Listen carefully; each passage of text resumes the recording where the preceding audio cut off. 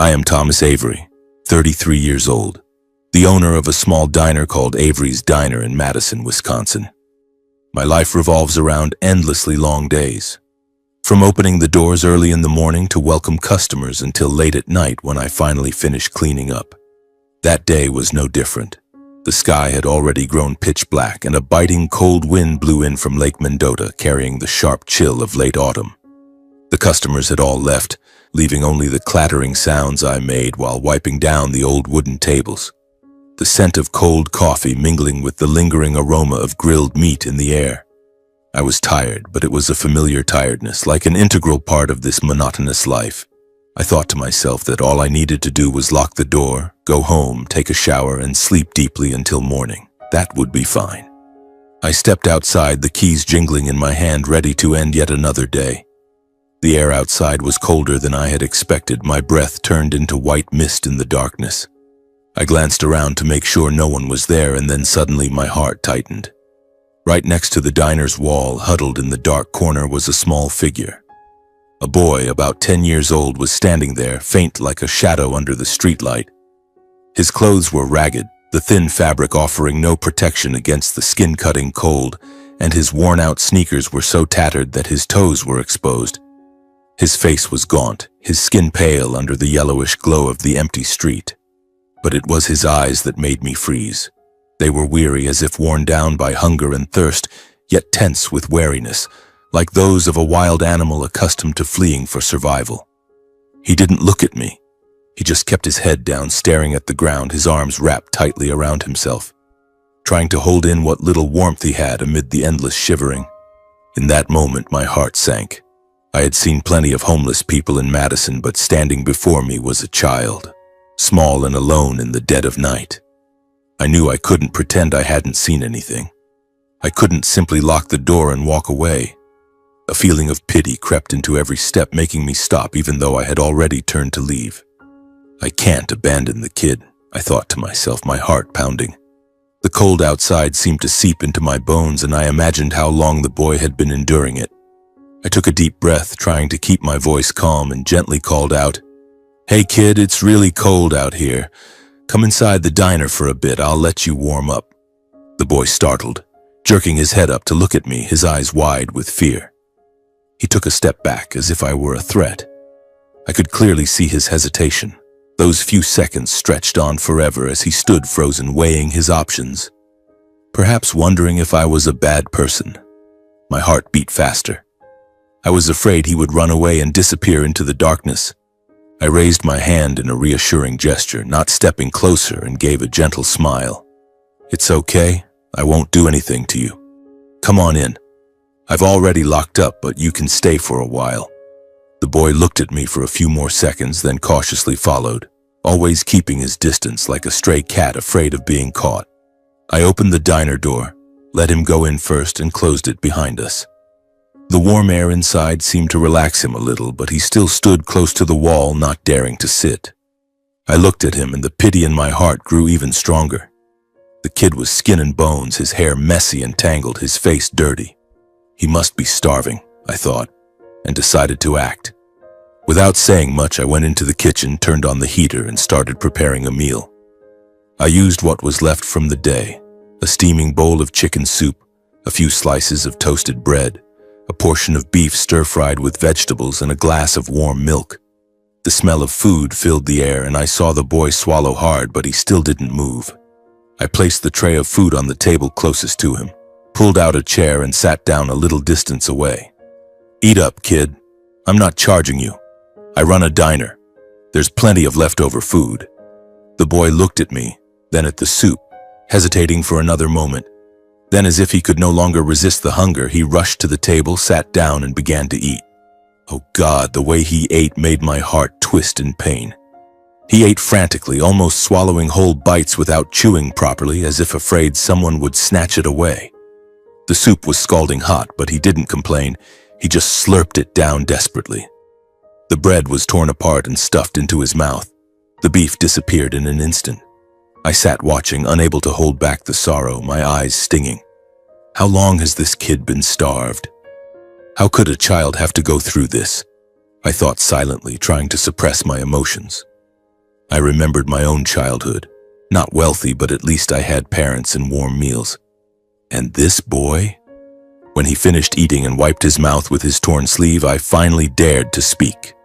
My voice was slow and patient, like talking to a wild animal. Are you full? Do you want anything else? He shook his head, his eyes still fixed on the table. I continued. What's your name? Why are you out on the street alone like this? At first he hesitated, still guarded, his body tense as if ready to bolt. I didn't push him, I just sat quietly, waiting. My gaze was gentle, without judgment. I knew that for someone like him, trust was the rarest luxury. Gradually, under that patience, he opened up. His voice was small and trembling. My name is Caleb Frost. I'm 10 years old. I've been wandering for weeks now. I eat whatever anyone gives me. Tonight I was so hungry. I stood in front of the diner hoping someone would give me something to fill my stomach. My heart tightened. Wandering for weeks? A 10-year-old child? I tried to keep my voice steady. Why are you wandering? Where are your parents? Caleb looked at me, his eyes filled with sadness, as if digging into painful memories. He told his story, his voice breaking, but every word cut into my heart like a knife. His parents had once had a broken marriage. His father, Owen Frost, was a severe alcoholic. He drank all day, and when drunk, he beat Caleb's mother mercilessly. The beatings, the screams, the sleepless nights filled with fear, Caleb recounted it all with reddened eyes. Then one day his mother couldn't take it anymore. She left, abandoning him alone with his drunken father. With no wife left to vent his anger on, Owen turned it toward Caleb. Whenever he was drunk, he would curse and beat Caleb with anything within reach. A belt, a broken bottle, even his fists. I listened in silence, anger rising alongside the wrenching pity. Why did a child have to endure such things? In my mind, I pictured the small boy curled up in a corner of the house, living in constant fear whenever his father flew into a rage, the wounds quietly deepening over time. Caleb continued, his voice shaking even more. The last time he was so drunk he hit me with a wooden chair. It hurt so much, blood was pouring from my head. I couldn't take it anymore, so I ran away from home. I became homeless, sleeping in parks, begging on the streets. I didn't dare ask anyone for help. I was afraid they'd send me to an orphanage or into foster care. I was afraid no one would believe a kid like me. They'd think I was lying and send me back to him. Hearing the entire story, I was stunned into silence. Pity surged like waves, so heavy that I couldn't find words.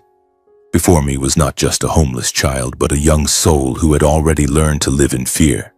I suddenly understood that what made him tremble the most wasn't the hungry, freezing nights on the street, but the feeling that there was no place truly safe to return to, no one to trust that he would be protected. And in that moment, I knew I couldn't turn my back, because if I walked away, I would be leaving behind not just a child, but an unsoothed fear that had never been healed. It was already very late at night. The wind outside was still whistling through the cracks in the diner's door, carrying the bone-chilling cold of a Wisconsin night.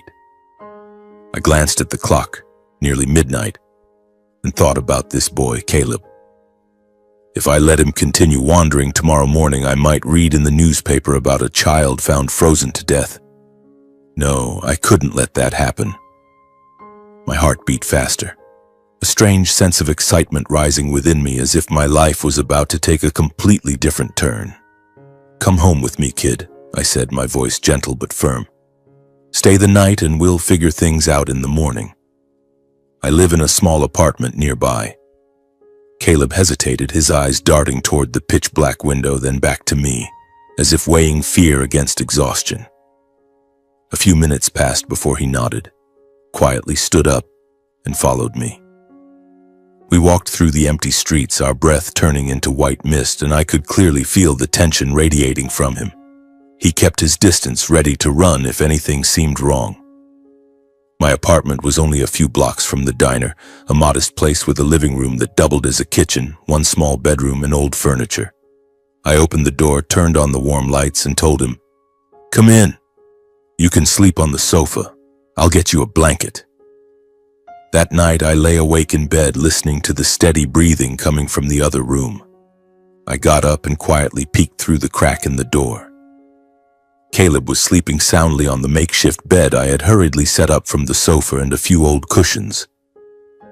His face was relaxed, no longer carrying the wary expression from earlier, as if this were the first truly peaceful sleep he'd had after so many days filled with fear. I realized I had never seen a child sleep so deeply. No startling awake, no curling up defensively, just steady, deep breaths as though he was finally allowed to let go.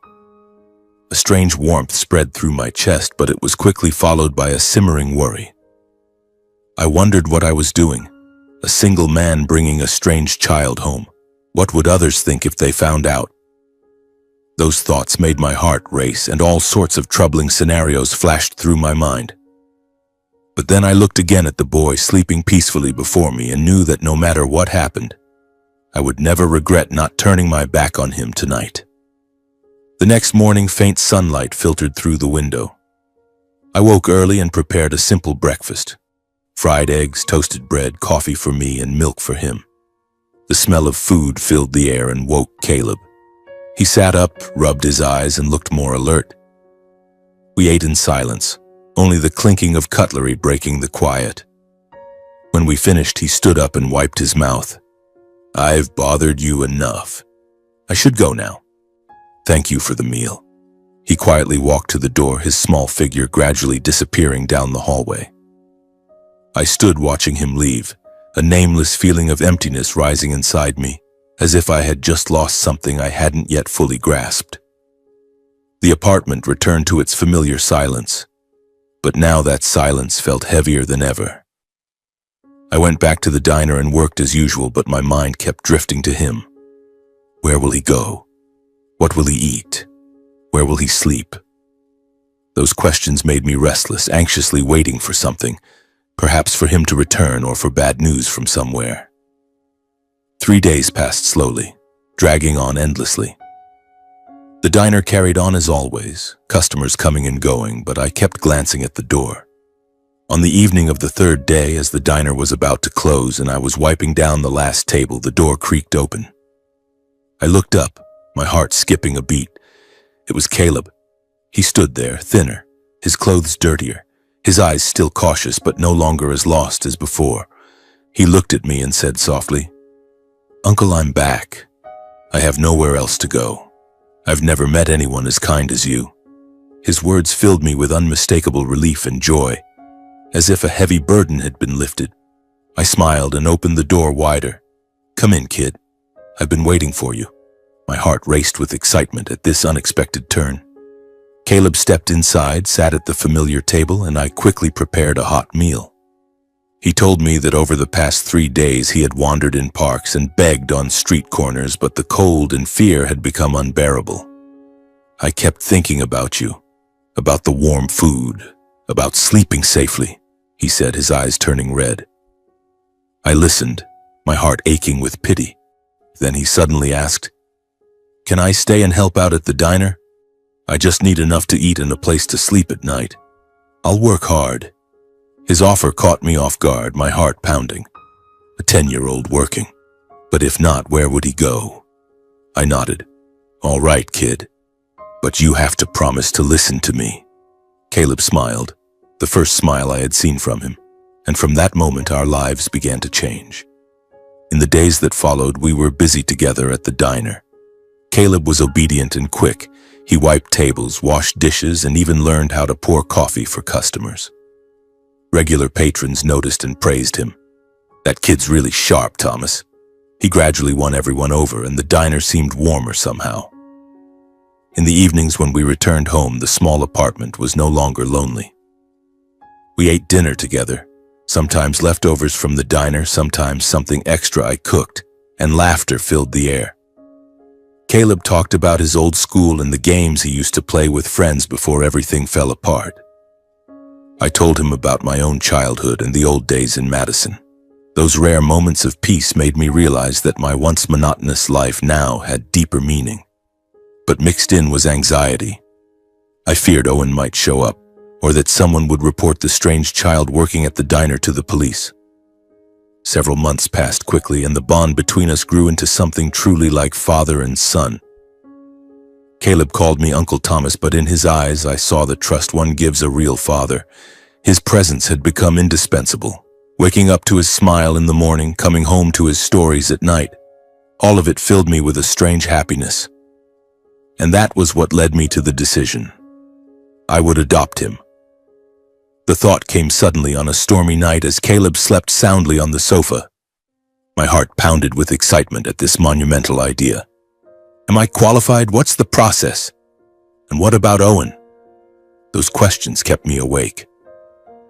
When I told him my intention over breakfast, Caleb was both overjoyed and terrified. His eyes lit up. Really, Uncle? I can stay with you forever? But then his face paled at the mention of having to see Owen Frost. No, I'm so scared. He'll hit me. He trembled as old memories flooded back. I reassured him, holding his hand. I'll always be right there with you. You won't face it alone. We have to do this to make it legal. My words calmed him, but my own heart was racing, nervous about the confrontation ahead. We went to Owen's house on a gloomy afternoon, the sky low and oppressively gray. The rundown house sat at the end of a narrow alley, one large window pane broken, the stench of alcohol wafting out even from the street, a sign of a life long surrendered. Inside was chaos. Overdue bills scattered on the floor, empty bottles rolling everywhere. Furniture tossed about in complete disarray. Owen sat precariously on an old chair, leaning back carelessly, his eyes bleary from liquor. When he saw me, he narrowed them, staring for a moment as if trying to focus, then rasped, "Who the hell are you? What do you want at my place?" I took a deep breath and kept my voice steady. I'm the one who's been taking care of Caleb lately. I'm here today to talk clearly with you. Owen smirked, his gaze sliding over me indifferently. Talk fast. I don't have time. I got straight to the point. I want to adopt Caleb. For that to happen, you need to sign away your parental rights. Owen burst into laughter, a hoarse sound echoing through the alcohol-soaked house. Adopt him? People like you always want to play hero. See someone suffering and think you can save their life, but in the end you're just saddling yourself with extra baggage. He waved his hand dismissively. I can barely take care of myself. Let the kid go wherever. I clenched my fists, struggling to stay calm. If you sign, you'll have no further responsibility. Caleb will have a stable life, and you won't be involved anymore. Owen fell silent for a few seconds. A familiar calculating glint flashed in his bleary eyes. He leaned back, sizing me up from head to toe, then said slowly, Sounds fine, but nothing in life is free. If you want my signature, leave $200. I froze for a beat, not because of the amount, but because of how casually he said it, as if selling an inanimate object.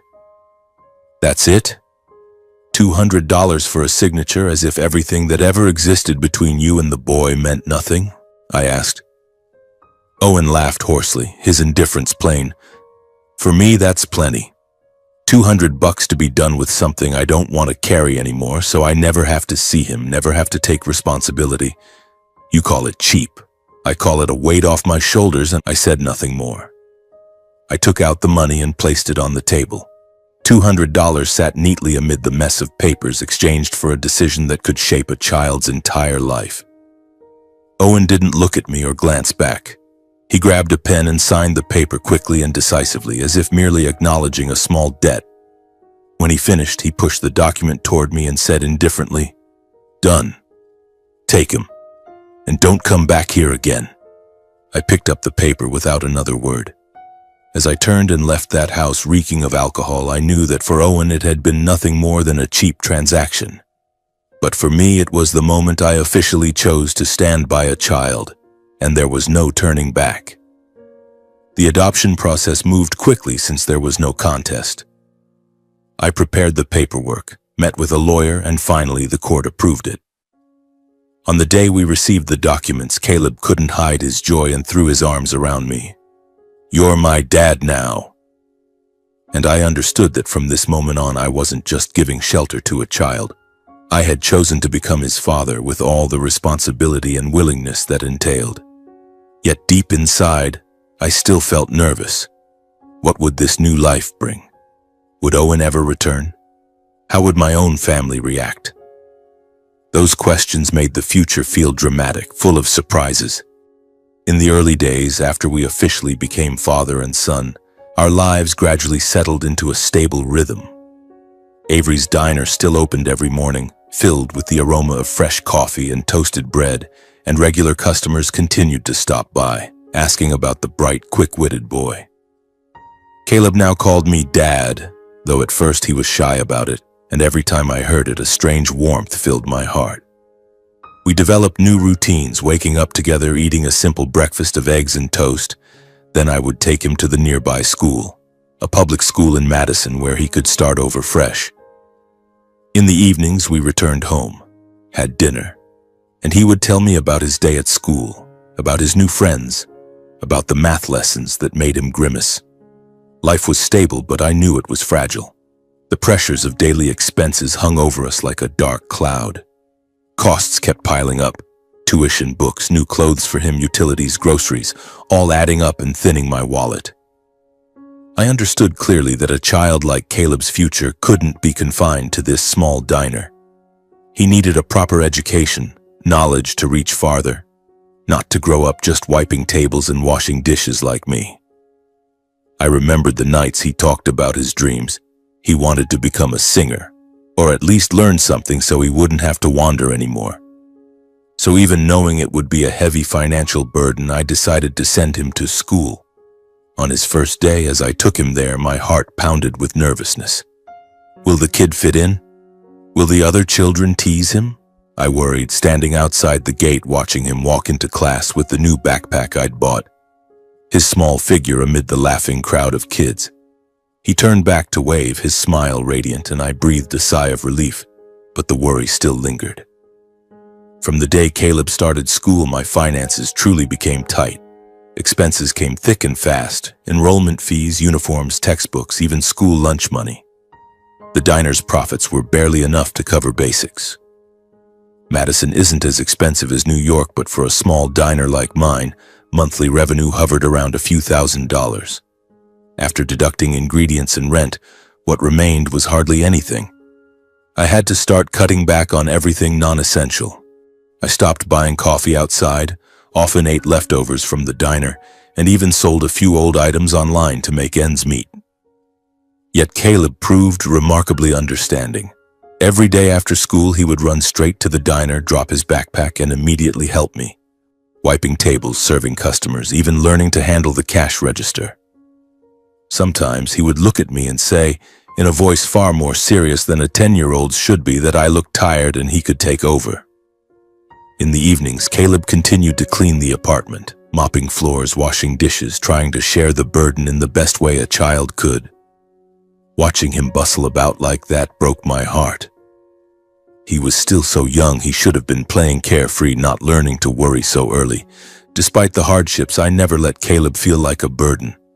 I always tried to give him a decent, fulfilling life within my means, buying ice cream on weekends, telling bedtime stories, even saving up to buy a ball for him to play with in the park. "You're my joy, son," I would say every night, hugging him before turning off the light. But reality was harsh. My meager savings, only a few $1,000s from years of hard work, were steadily draining. The diner barely kept us afloat. On slow days, I had to borrow a few hundred from friends to pay bills. My heart often raced with anxiety at the end of each month as I sat calculating the books under dim light. What now? If the diner goes under, what will happen to us? Those thoughts kept me awake, worrying about our fragile future. After much deliberation, I had to reduce the monthly money I sent to my parents. Before, I sent $300 each month to Leonard and Ruth in the Madison suburbs. They were retired, living on a modest pension, and I saw it as my way of honoring them. At first, I made excuses about slow business and sent only $100, then gradually stopped altogether. I called them, explaining vaguely that I'd been busy lately. The diner opened from dawn to dusk, but with sparse customers, and money wasn't as plentiful as before. After speaking, a familiar guilt washed over me. I wondered if they understood or if they would be angry. I waited nervously for their reaction, but the other end of the line was only prolonged silence. enough for me to reassure myself that things might still be okay. Until one rainy afternoon while I was home with Caleb, frantic, heavy knocking echoed at the door. I opened it, and my heart suddenly tightened. My parents stood there, Leonard Avery frowning deeply, Ruth Avery with eyes red from anger. They walked straight in without waiting for an invitation, bringing with them a heavy, tense atmosphere. In that moment, I knew I could no longer keep hiding the truth. As they entered, my father's eyes immediately fixed on the boy. He scowled, his harsh voice ringing through the small room. "Who's that kid? Where did he come from to be living in your house?" Before I could answer, he continued, his tone growing sharper. "What's he doing here? How did a strange child suddenly appear in your home?" I took a deep breath, trying to stay calm. "That's Caleb. He's living with me." My father glared, unable to hide his displeasure. "Living with you? How? Don't tell me you've taken in some outsider to raise while the diner is struggling and you have no extra money. Your parents are still alive and well. You don't take care of us, but you go raising some random kid. What the hell do you think you're doing?" My mother cut in, her voice full of reproach and hurt. "Do you even know what you're doing? You're spending money on a stranger while your own flesh and blood parents still need your support. We raised you, gave you an education, and now you treat us worse than this adopted child." My heart pounded wildly. Their every word cut into my chest, but I tried to remain calm. "Mom, Dad, I'm not turning my back on you. But Caleb is my son now. I've legally adopted him and I have a responsibility to care for him." My father slammed his hand on the table, voice full of fury. "The diner is in trouble, the money you send us keeps dwindling, and yet you're spending it on an outsider. We're old, we need your help. That's your responsibility." My mother burst into tears, her voice trembling. "How could you prioritize some strange child like this? He's not your blood, but we're the parents who gave you life." Caleb, terrified, huddled behind the bedroom door, his eyes wide with panic, his whole body shaking. Seeing that tore at my heart. The boy didn't deserve to hear these words.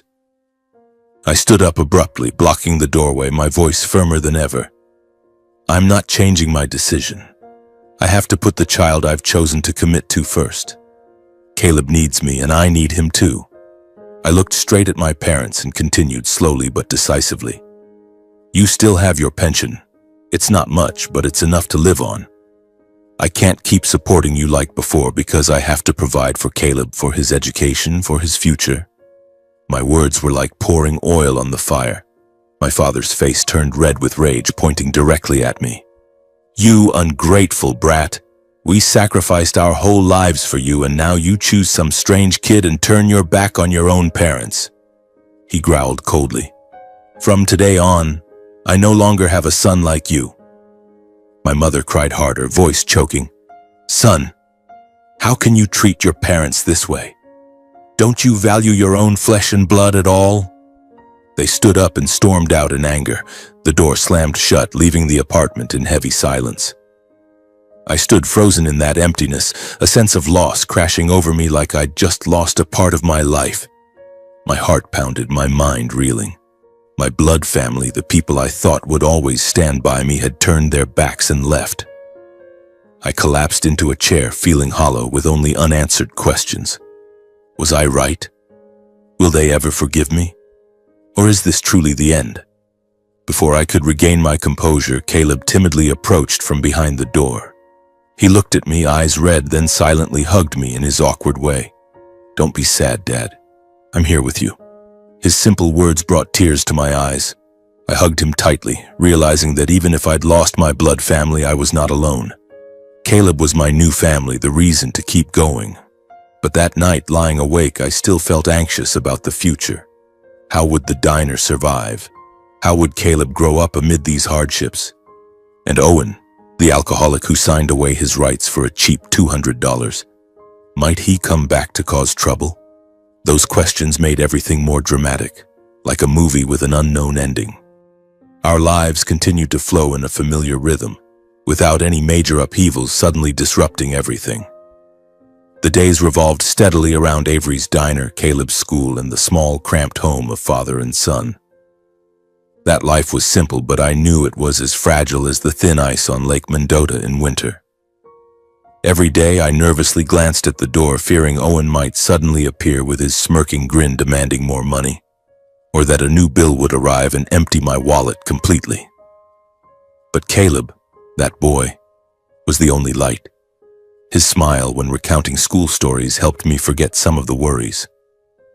On a rare, warm, sunny afternoon in Madison, while I was busy behind the counter, the phone rang loudly. I wiped my hands on my apron, picked it up, and the voice of his homeroom teacher came through. "Mr. Avery, this is Ms. Jenkins from Caleb's school. Can you come right away? It's about the boy." My heart sank immediately as if someone had squeezed it tight. A flood of negative thoughts flashed through my mind. Had Caleb gotten into trouble? Was he in a fight at school? Or was it his health? He'd been coughing a few days earlier because of the cold. I imagined him in the hospital, or worse, Owen showing up at the school causing a scene. Cold sweat broke out.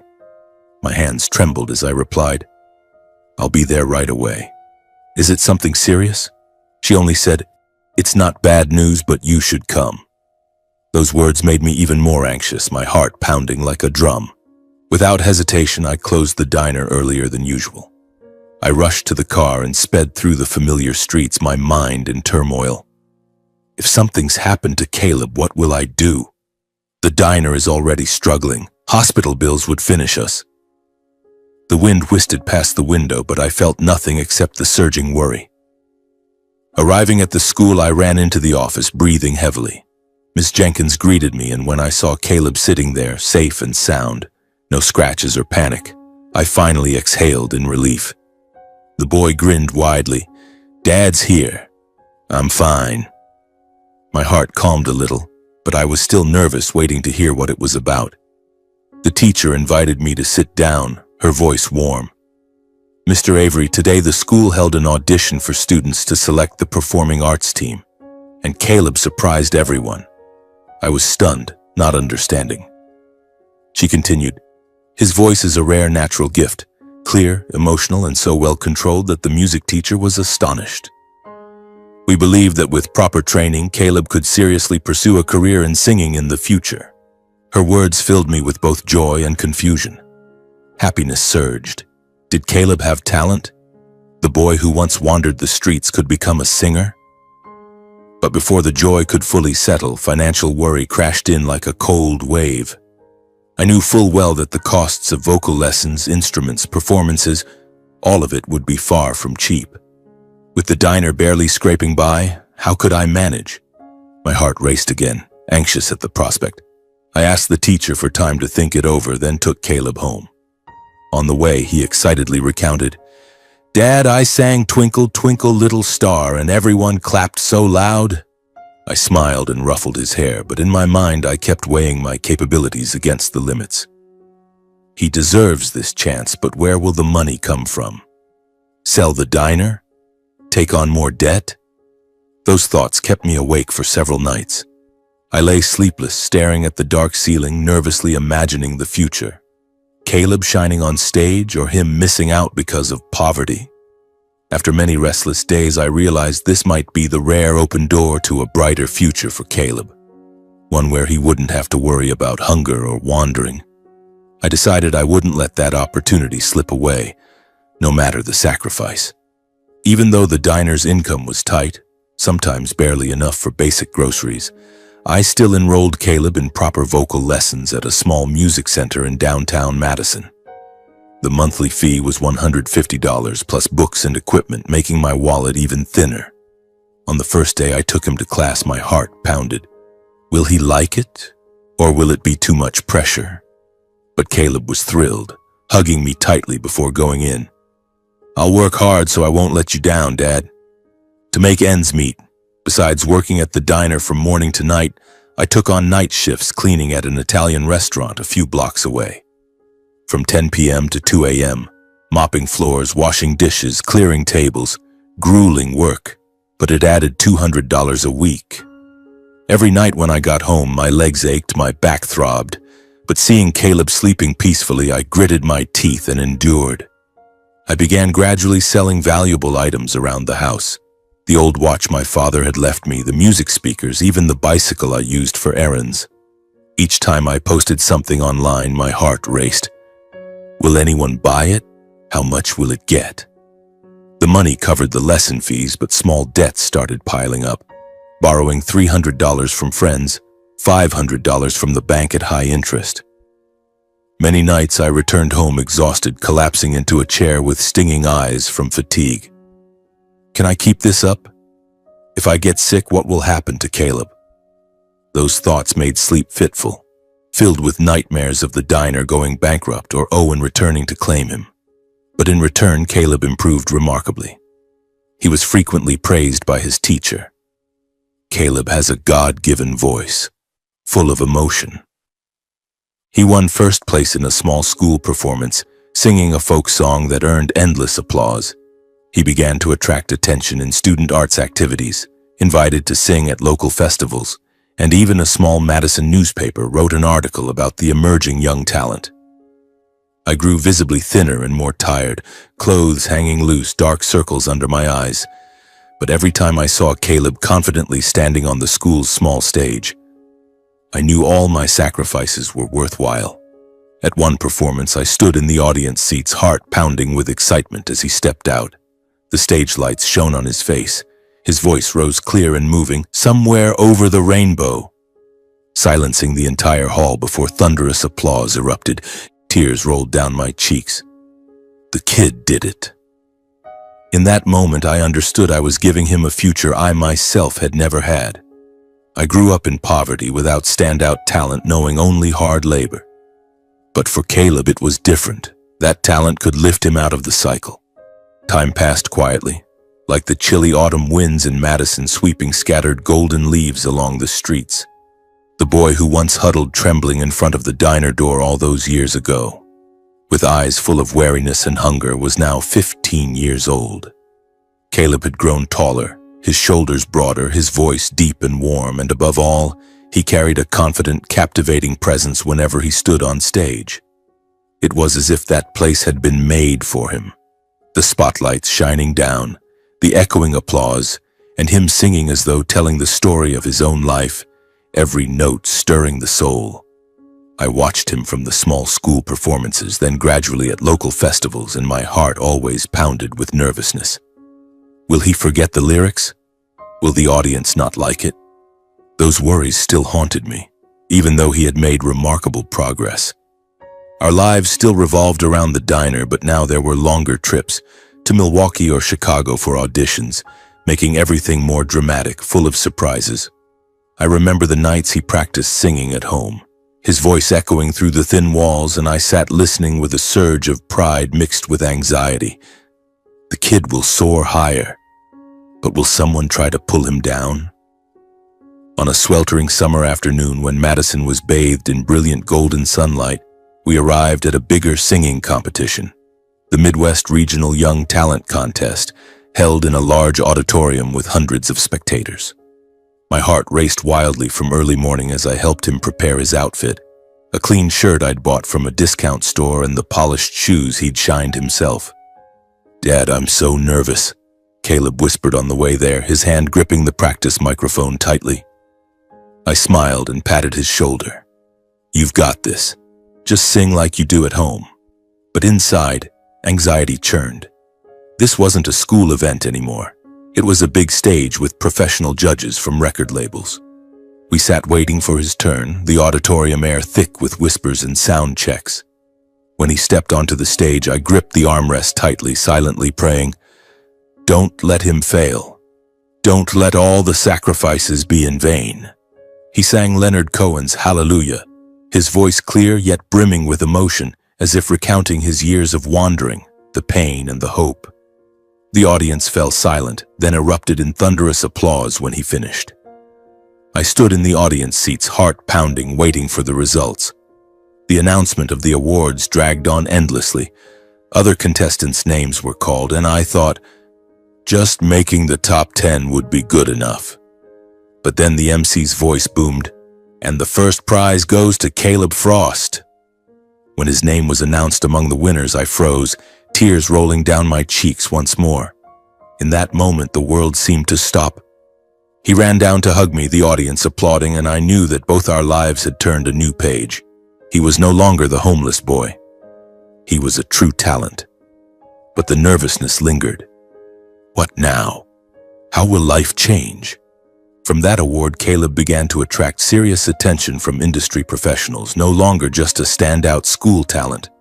Local newspapers wrote about him, from the streets to the stage, and my phone rang constantly with offers from managers.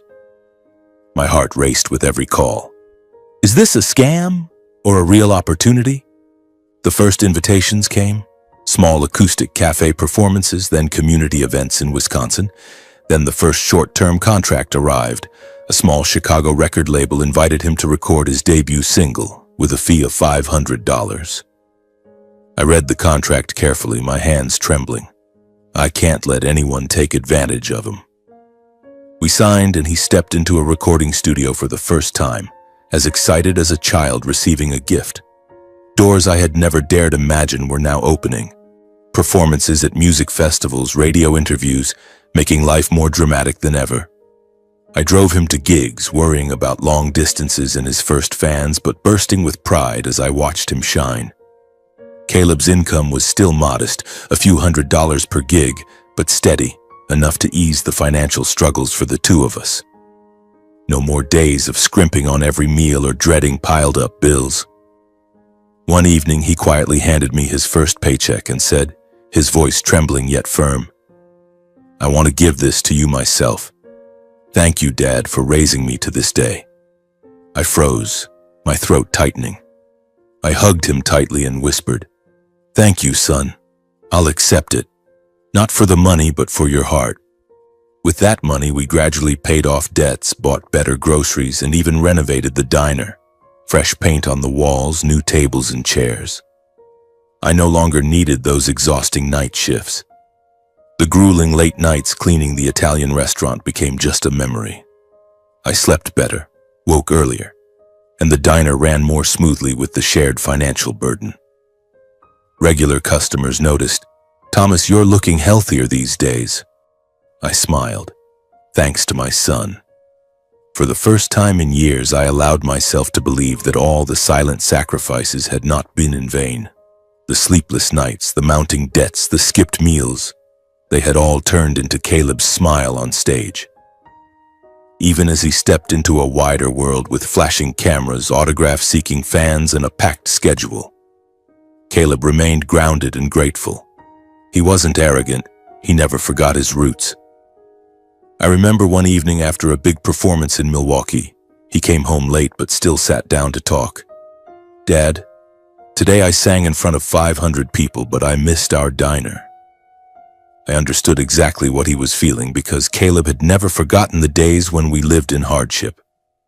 He still remembered the cramped apartment, the old sofa that served as his bed, the reheated diner soup for dinner, and the constant quiet worry when money ran low. Once he looked at me, his eyes unusually serious, and said he didn't want to forget that time, because it was the reason he was here today. I knew Caleb fully understood that what he had now didn't come solely from his talent. Looking into those serious eyes, I realized he had noticed the nights I came home exhausted, the debts I tried to hide, and the perseverance I never complained about in front of him. Whenever he didn't have late rehearsals or shows, Caleb always tried to come home for dinner no matter how tired he was. He turned down after-show parties, driving back to Madison just to sit at our small table, excitedly telling me about the performances and new experiences.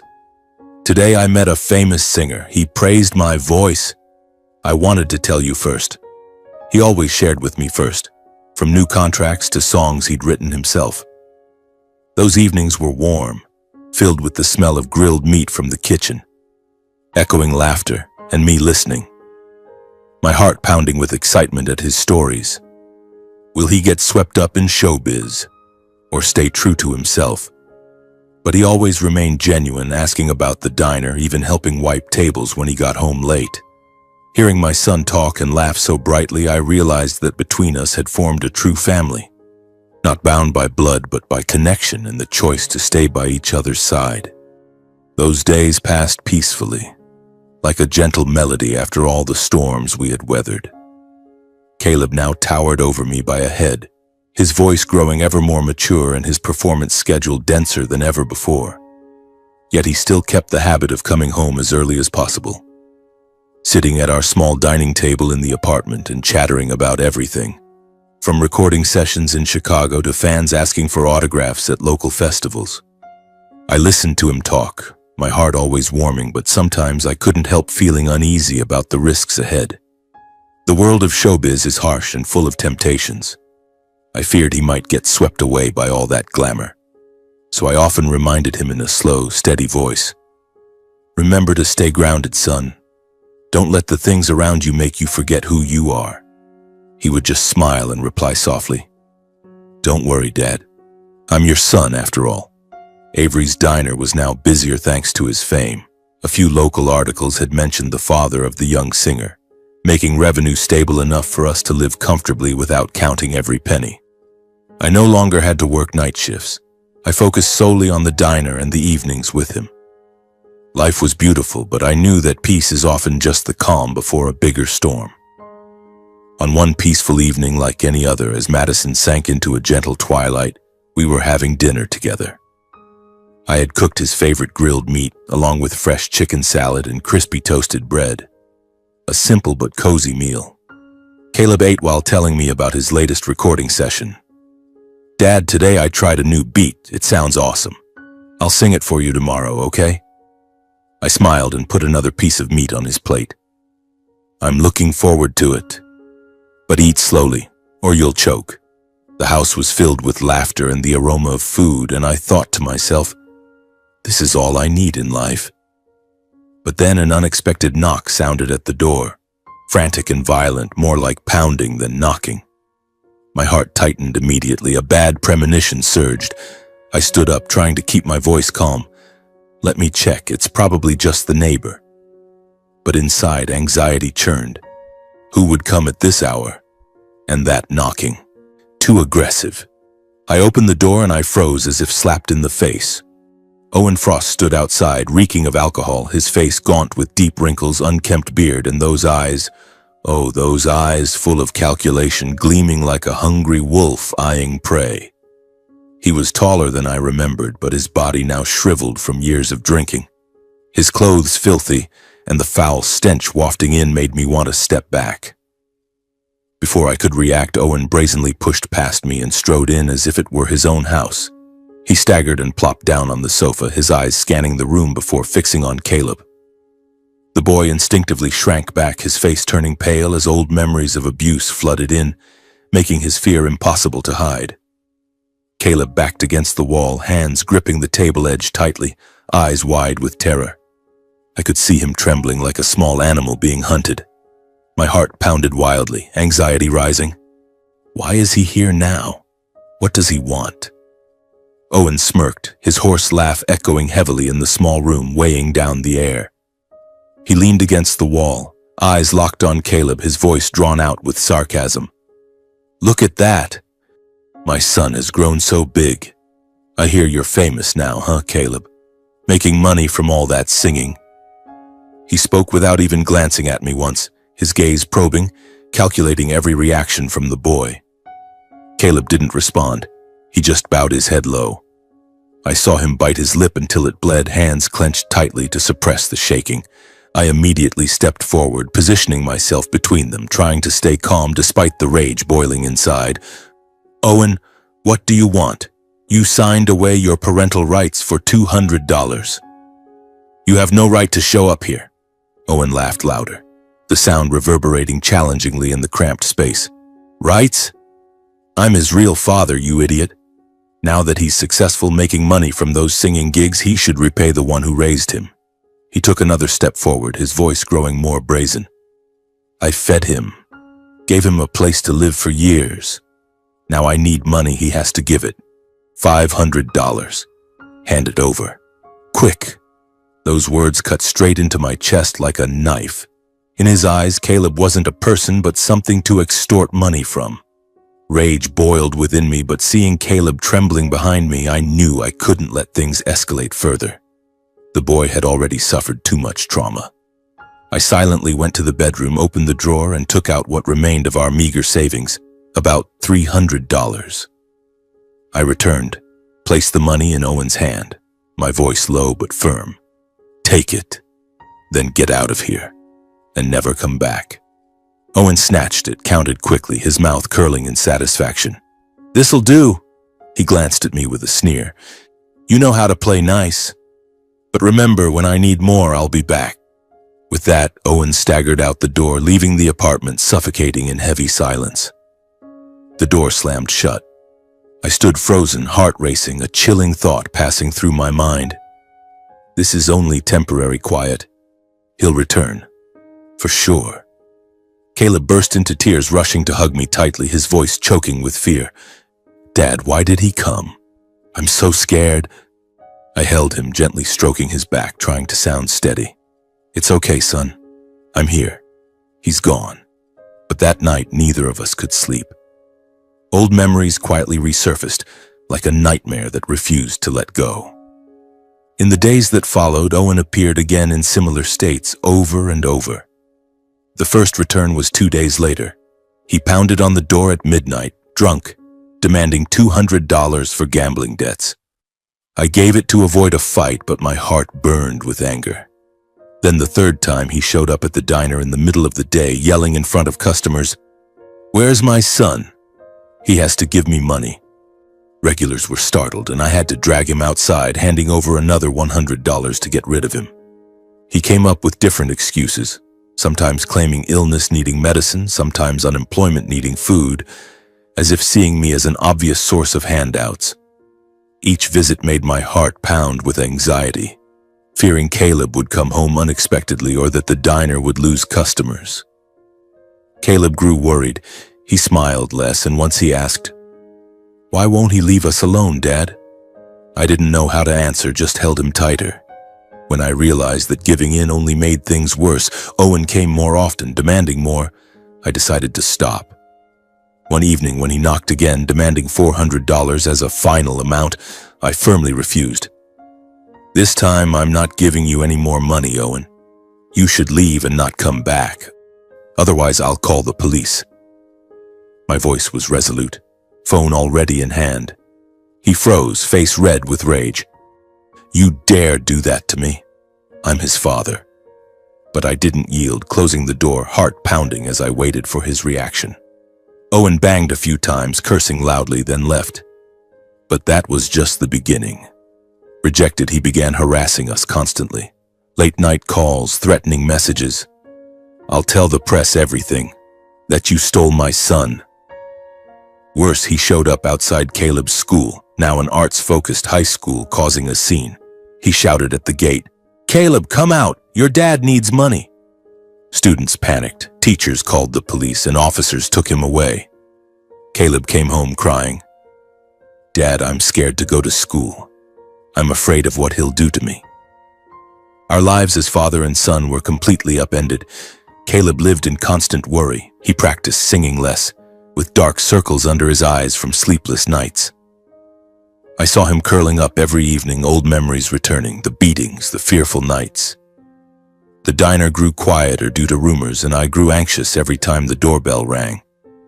This can't go on, I thought, my heart heavy. I began gathering all the evidence, the parental rights waiver Owen signed for $200, Caleb's detailed accounts of the years of abuse. He recounted every beating, every scar, along with the harassing messages and police reports from the school. I met with a lawyer, hands trembling as I filed for a restraining order at the Madison court. Will the court accept it? Or will Owen deny everything? The anxious wait for the hearing felt like torture.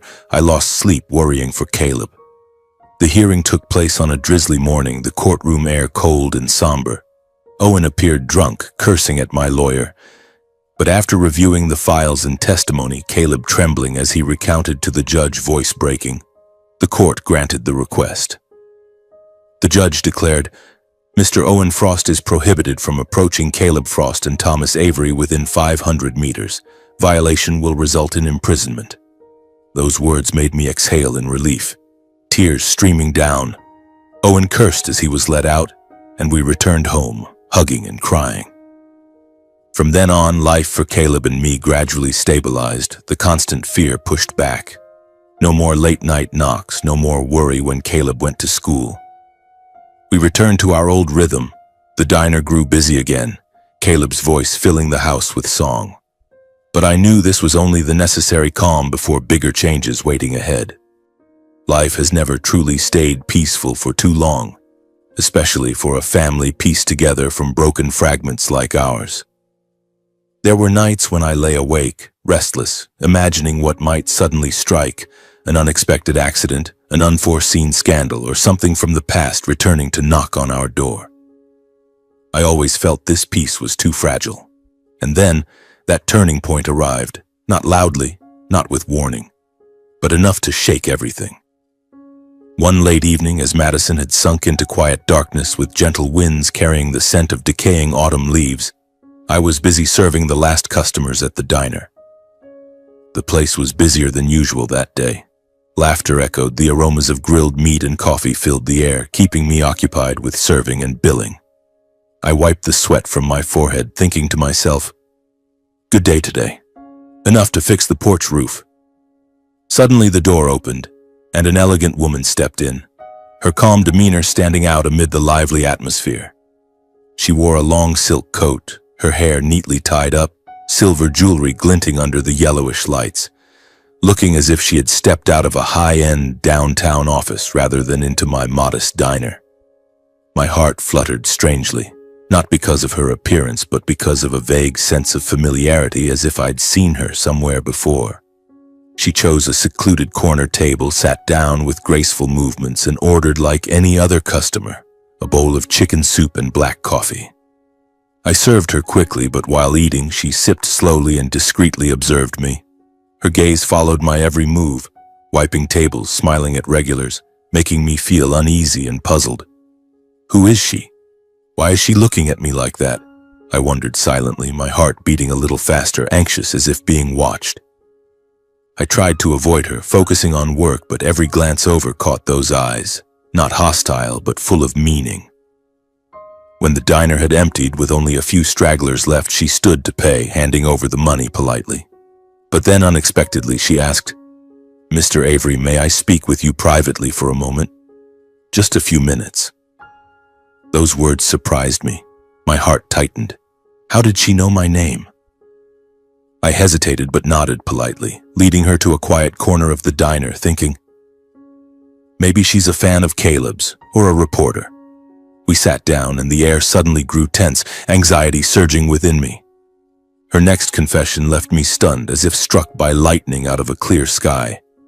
She looked straight into my eyes, her voice trembling but resolute. "I am Claire Frost. I am Caleb's biological mother, the one who abandoned her son many years ago." That name, Claire Frost, exploded in my mind like a thunderclap. I sat speechless, memories of what Caleb had told me flooding back.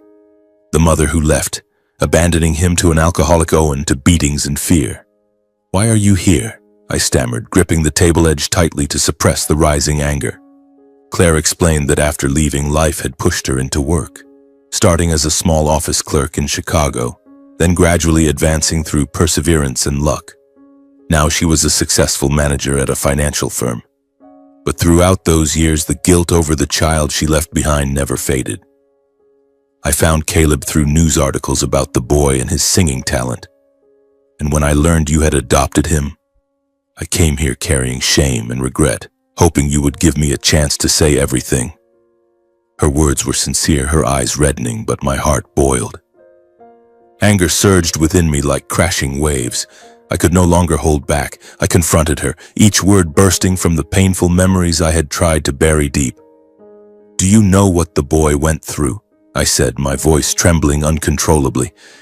"He wandered the streets for weeks, so hungry he only dared stand in front of the diner hoping someone would give him scraps.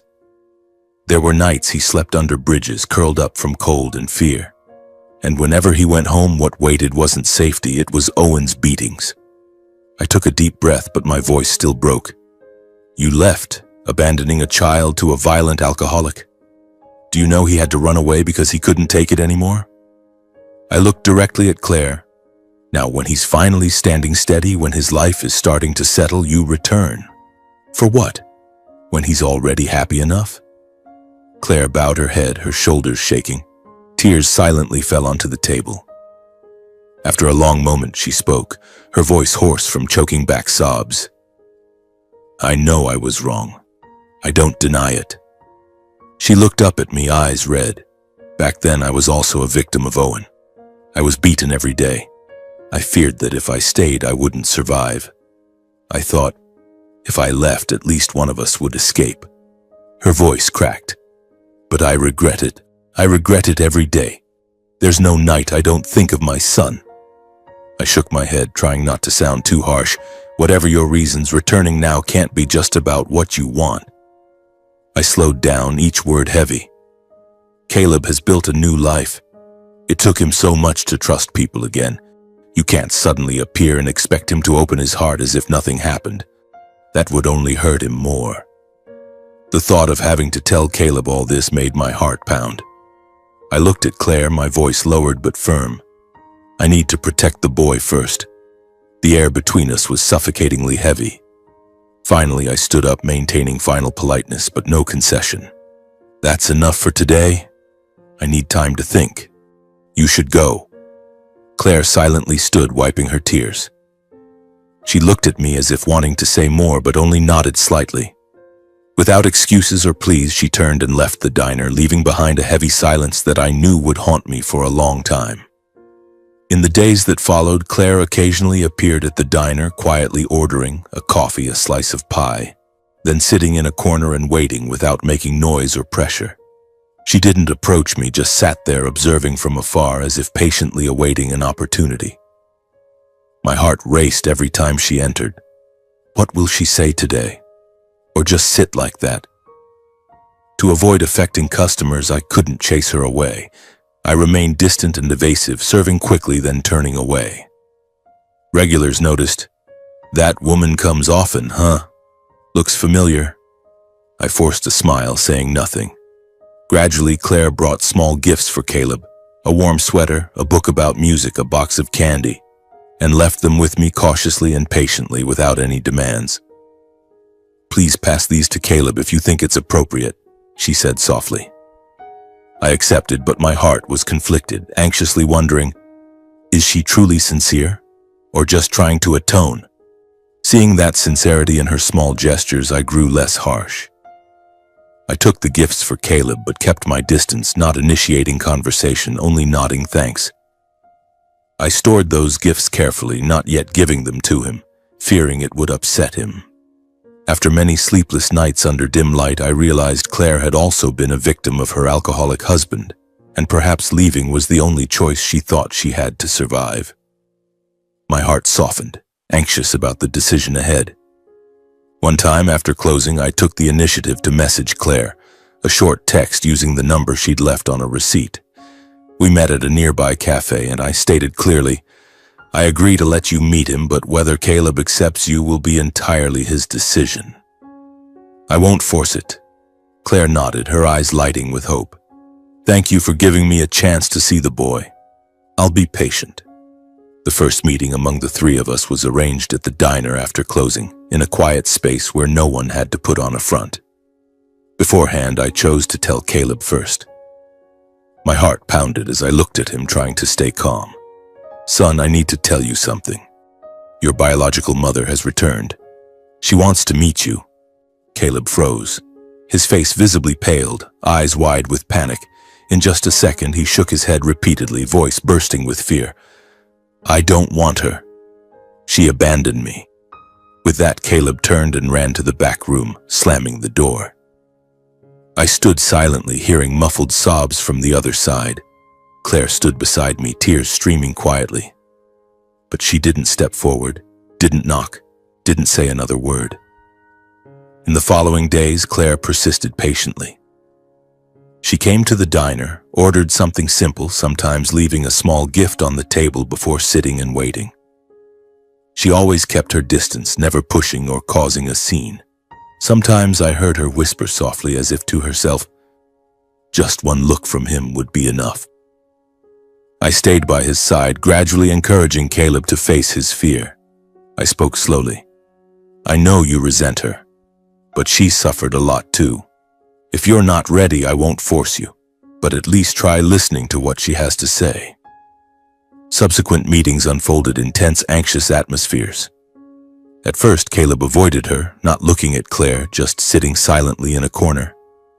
Then gradually he began glancing at her, asking very short, soft questions. Once Caleb clenched his fists, voice trembling as he asked, "Why did you abandon me when I needed you most?" That question made Claire break down in tears. She told everything without evasion or excuses, just apologizing and admitting her mistakes. Caleb listened, eyes red, saying nothing more but no longer running away as before. I watched them, understanding the wounds couldn't heal immediately. But at least the door was no longer tightly shut. Over time, with that patience, Caleb gradually opened up, accepting Claire's presence while still keeping some distance. He allowed her to join dinner, to talk about music, but wasn't ready to call her mom. I watched from afar, anxiously awaiting that moment. And then on a rainy evening, with drops pattering against the window as Claire was slowly telling Caleb about his early childhood, the unexpected happened. Caleb suddenly stepped forward and hugged her. Claire froze for a moment, then trembled as she wrapped her arms around him, tears silently flowing.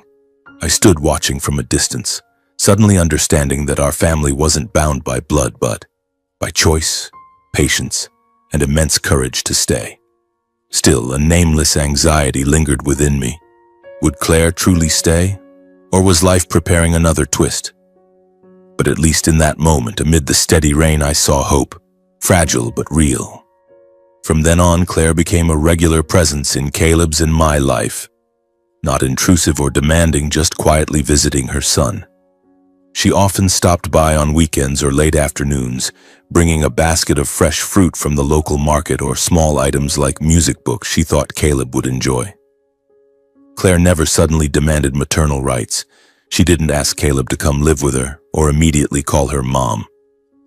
Instead of trying to force her way in or demand anything, Claire simply remained patiently present, becoming a natural part of our father and son life, sitting at the kitchen table, helping with cleanup, or simply listening to Caleb talk about his recent performances. The first time she stayed for dinner, the atmosphere was still somewhat tense, but Claire skillfully prepared a simple macaroni and cheese, the exact dish Caleb had once mentioned she used to make for him when he was little. "You used to love this," she said softly. Caleb didn't reply, still keeping his distance, but he nodded slightly and took another spoonful.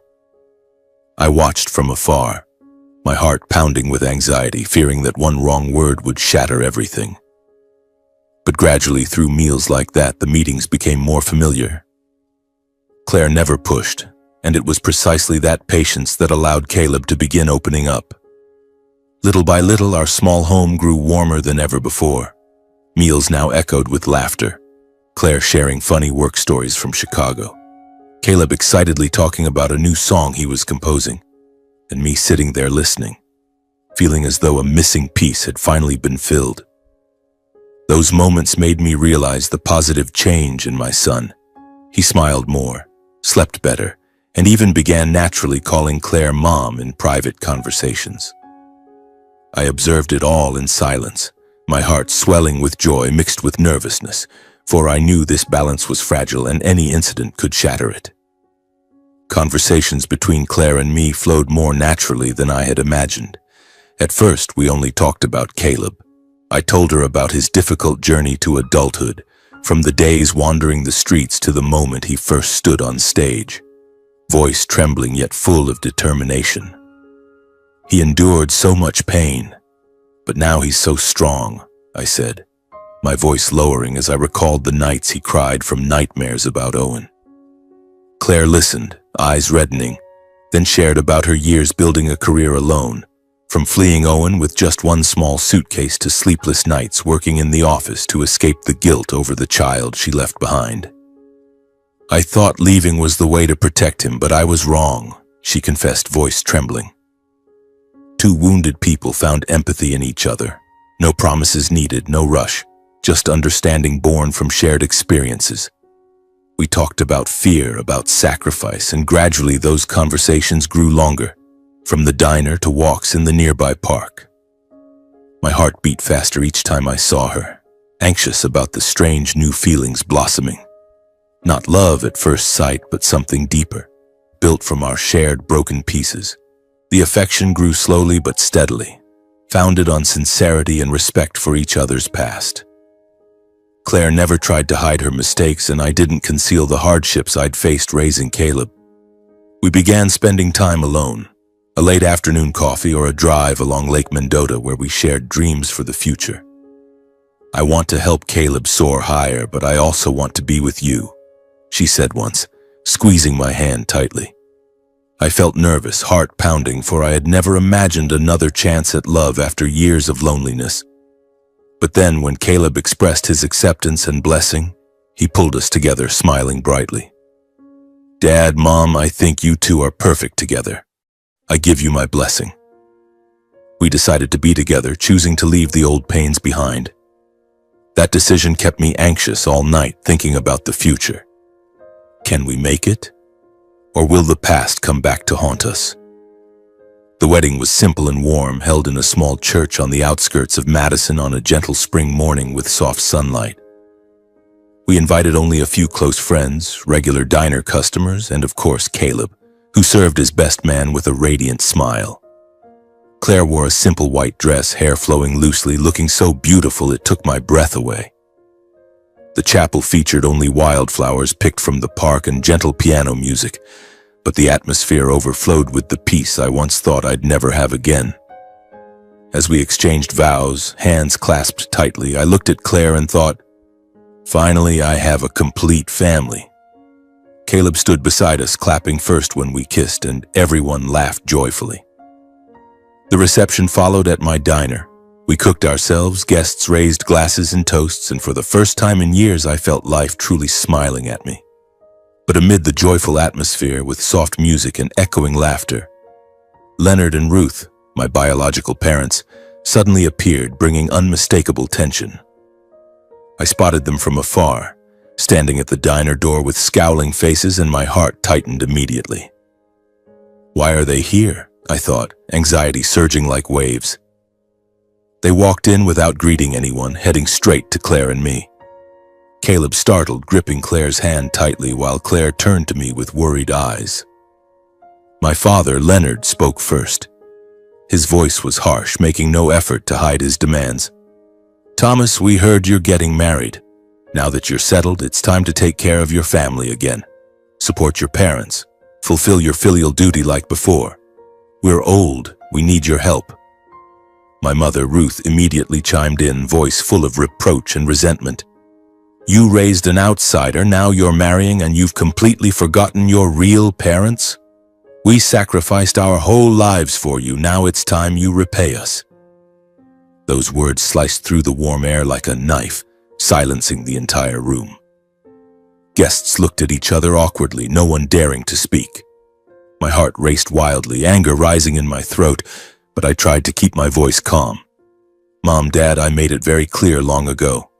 That relationship ended the day you turned your backs on me, disowning me because I chose to adopt Caleb. From that moment, I've had to fend for myself." I looked straight at them, continuing without flinching. "Now I have my own family. I have to provide for my wife and Caleb.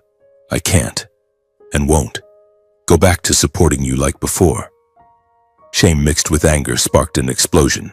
My father slammed his hand on the table, shouting, "You ungrateful brat, raising strangers, marrying, and acting like you have no blood ties left."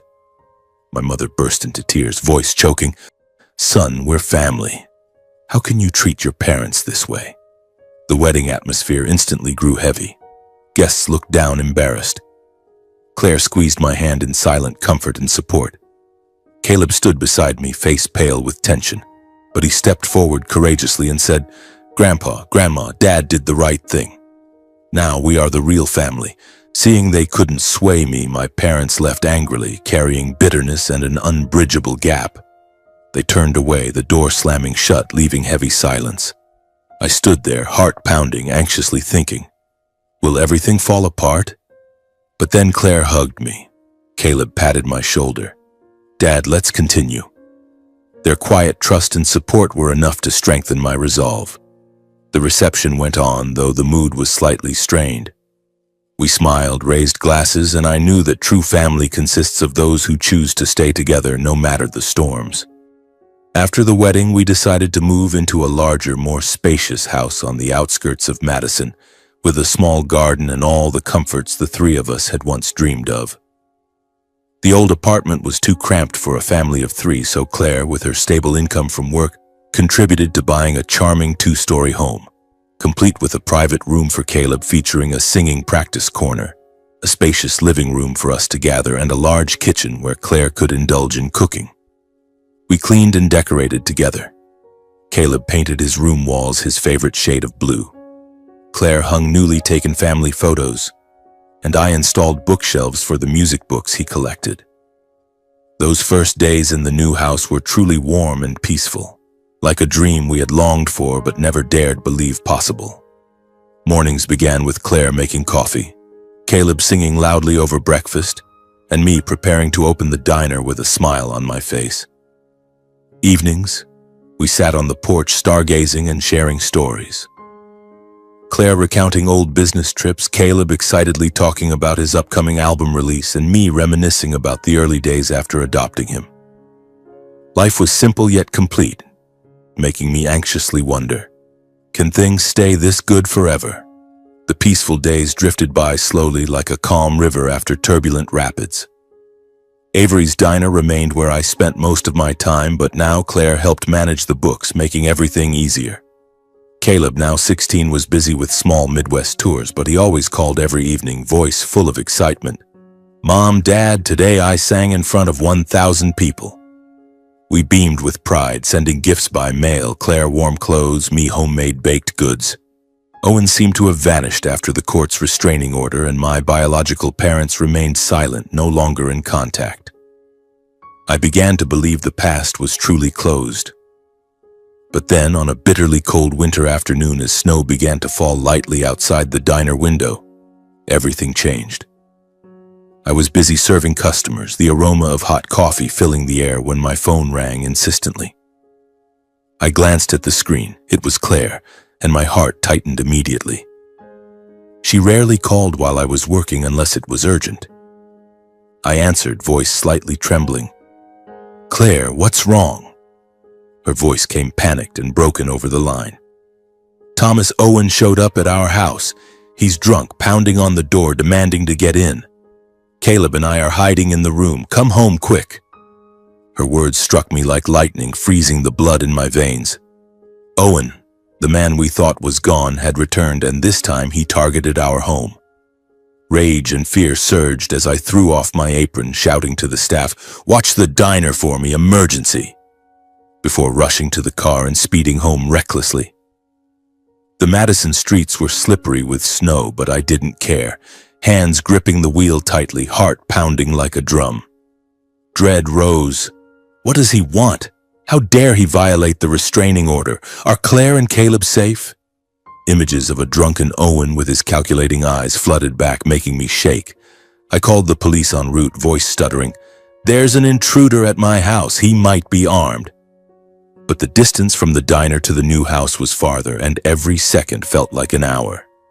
Snow fell thicker, streetlights casting yellowish glows on the wet roads, and I prayed silently. Please don't let me be too late.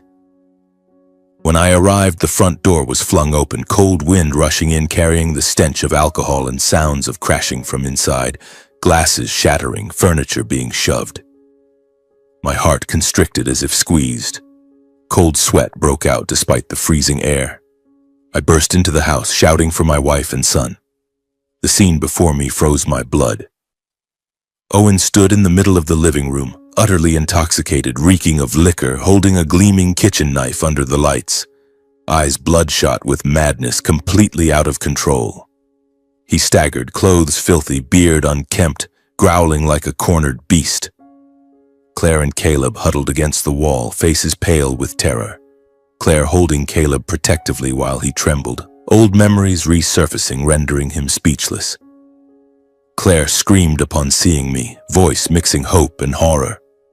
Owen whipped around, bloodshot eyes fixing on me. He burst into loud laughter, the hoarse sound echoing through what had been our peaceful home, now distorted and terrifying. His voice dragged out, full of sarcasm and possessiveness. "Finally home, Thomas. Look at you now. Not only did you steal my son, you stole my wife too.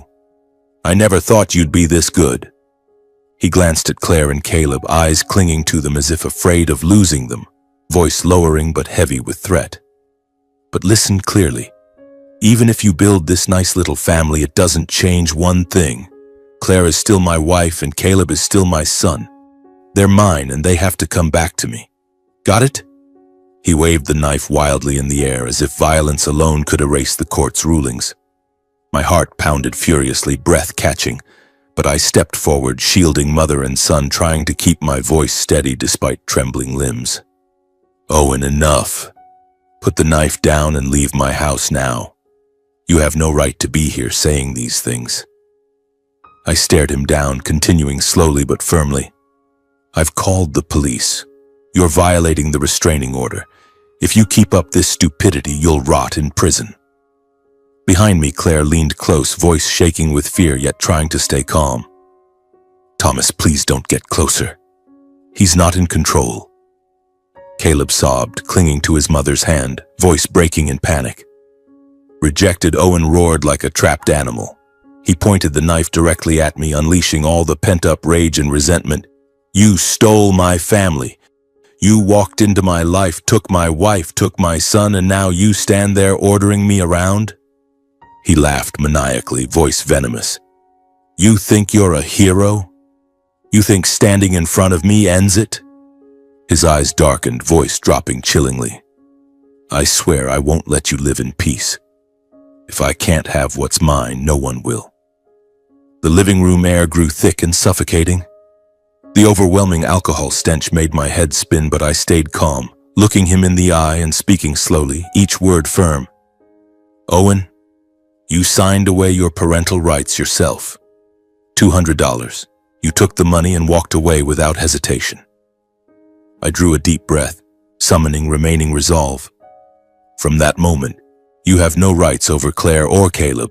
Not today, not ever, and certainly not through violence." I pointed toward the door, voice quiet but decisive. "Leave now. Before you cross a line even you can't come back from." But in Owen's eyes then there was no room for reason, only alcohol, hatred, and madness. He roared and charged straight at me in uncontrolled fury, the knife swinging amid Claire's piercing scream and Caleb's desperate cries of my name. I felt the sharp pain as the blade sliced into my chest, blood beginning to soak my white shirt. I collapsed onto the cold floor, strength draining rapidly, but in that moment, I managed a smile toward my wife and son, knowing I had arrived in time to protect them. Claire and Caleb were safe. That was all that mattered. Claire screamed and rushed to my side. I felt her trembling hands pressing the wound, tears falling endlessly onto my face. In my ears were Caleb's wrenching sobs, calling my name in panic, each one pulling me back to reality. Owen seemed to realize he'd done something irreparable. He cursed loudly, staggered around, then fled out the door, vanishing into the thick white snow. My consciousness began to fade, everything blurring as if drawn into dense fog. In the last moments I could hold on, I heard Owen's curses growing distant, mingling with Claire's and Caleb's desperate cries.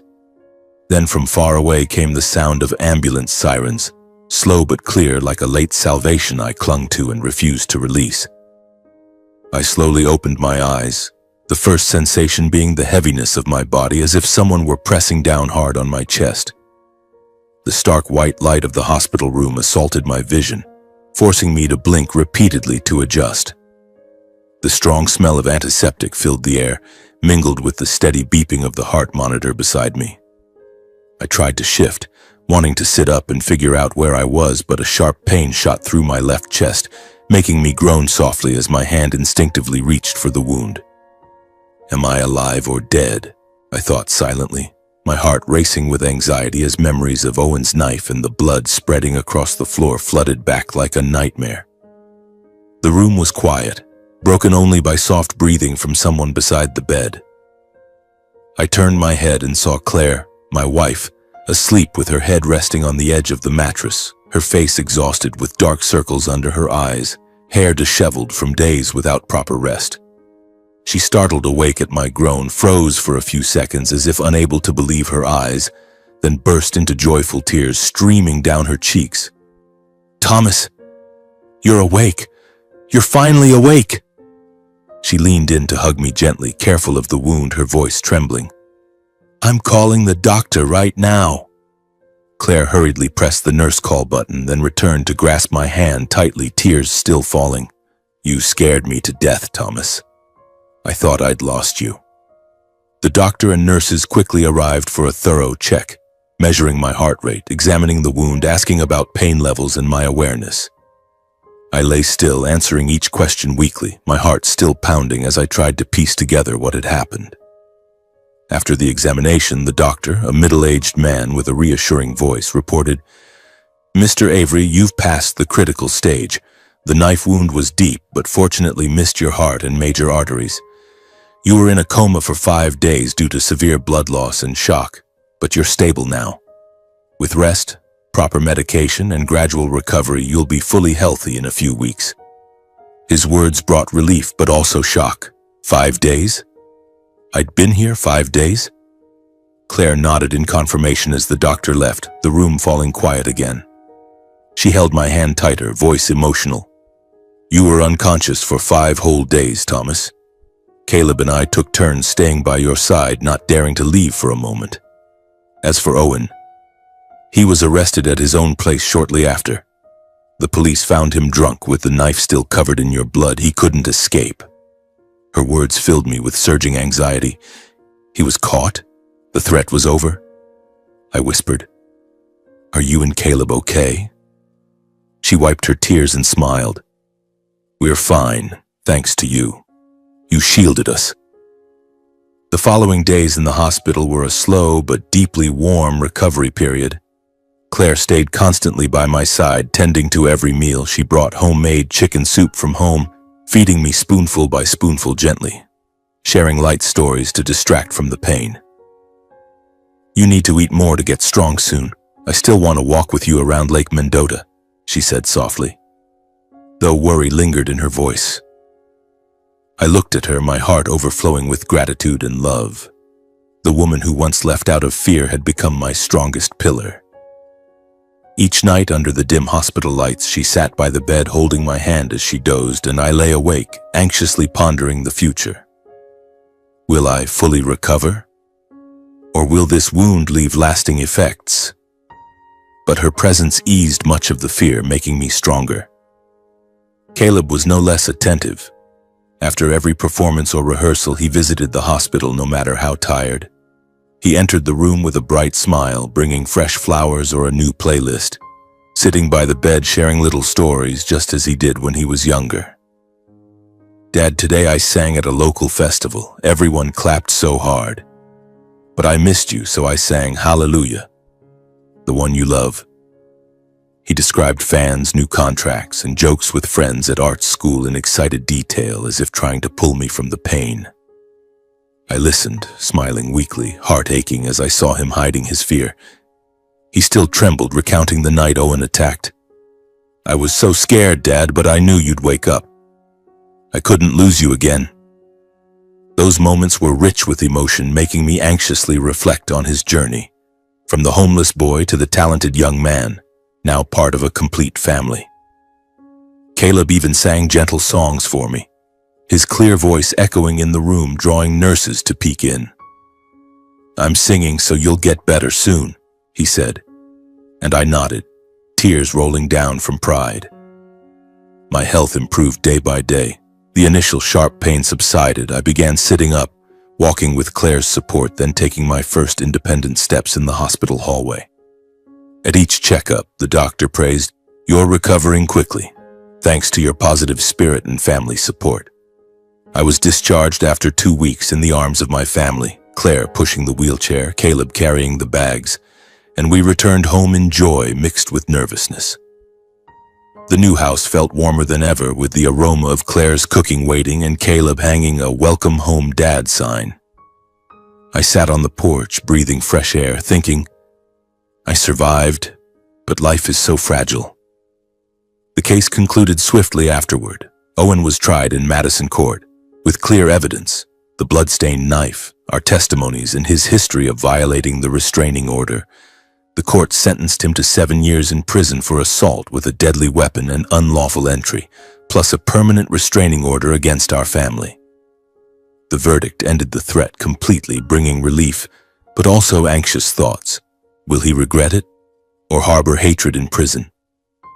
Returning to Avery's Diner, I was surprised to learn many customers had heard my story through local news, an article titled "The Man Who Stood Firm When His Family Was in Danger." And they came more often, not just to eat, but to check on me and offer well wishes. The diner grew busy again, revenue surged, and we even extended hours. Regulars hugged me. "Thomas, are you okay? We were so worried."